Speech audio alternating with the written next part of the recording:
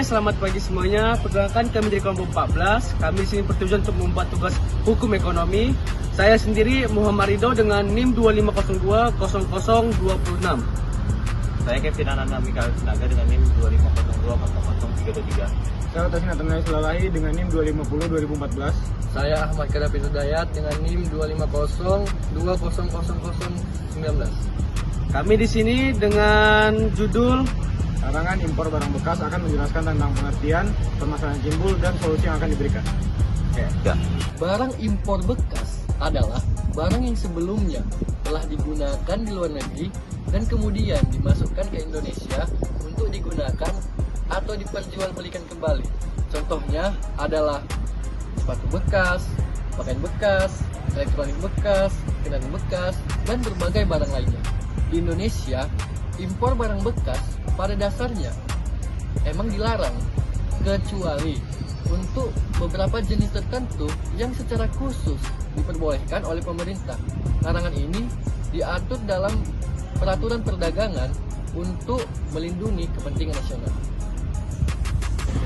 Mengapa barang bekas impor dilarang? Yang pertama itu karena masalah industri. Jika barang bekas impor masuk dalam jumlah besar dan dengan harga murah, para pelaku bisnis lokal akan mengalami kerugian yang besar dan juga dapat mematikan usahanya. Yang kedua itu masalah kesehatan dan keselamatan masyarakat. Barang bekas impor, khususnya pakaian itu memiliki kemungkinan masih menempel bakteri, jamur, dan juga virus yang dapat menimbulkan penyakit. Yang ketiga itu masalah lingkungan.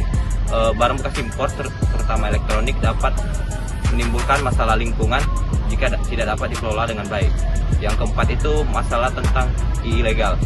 Barang bekas impor itu seringkali tidak melalui prosedur resmi dan catatan yang resmi. Meskipun telah dilarang, impor barang bekas masih sering terjadi di Indonesia. Hal ini disebabkan oleh beberapa faktor. Yang pertama, tingginya minat masyarakat terhadap barang bekas impor karena harganya murah dan barangnya relatif bagus. Yang kedua, masih adanya penyelundupan melalui jalur yang tidak resmi. Yang ketiga, ketergantungan sebagian pedagang pada penjualan barang bekas impor. Dan yang terakhir dan sekaligus yang keempat, rendahnya kesadaran masyarakat terhadap dampak negatifnya dari larangan impor barang bekas. Jadi solusi yang dapat kita lakukan yaitu memperketat pengawasan impor dan mencegah penyelundupan. Terus mendukung UMKM dan meningkatkan daya saing produk lokal. Terus meningkatkan edukasi masyarakat tentang dampak barang impor bekas dan memberikan alternatif usaha bagi pedagang. Dan yang terakhir, solusi yang dapat kita lakukan yaitu memanfaatkan pemasaran digital untuk memperluas pasar produk lokal. Jadi kesimpulan dari larangan impor barang bekas yang bertujuan untuk meningkatkan industri dalam negeri, menjaga lingkungan sekitar, dan meningkatkan kesehatan masyarakat. Namun dalam hal tersebut mempunyai beberapa masalah, yaitu ketergantungan penjual, tingginya permintaan, dan adanya penyelundupan.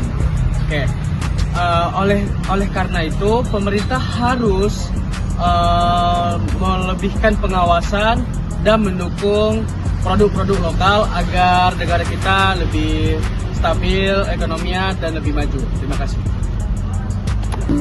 Oke, sekian dari video kelompok kami. Lebih dan kurang kami mohon maaf. Dan kami akhiri. Assalamualaikum warahmatullahi wabarakatuh.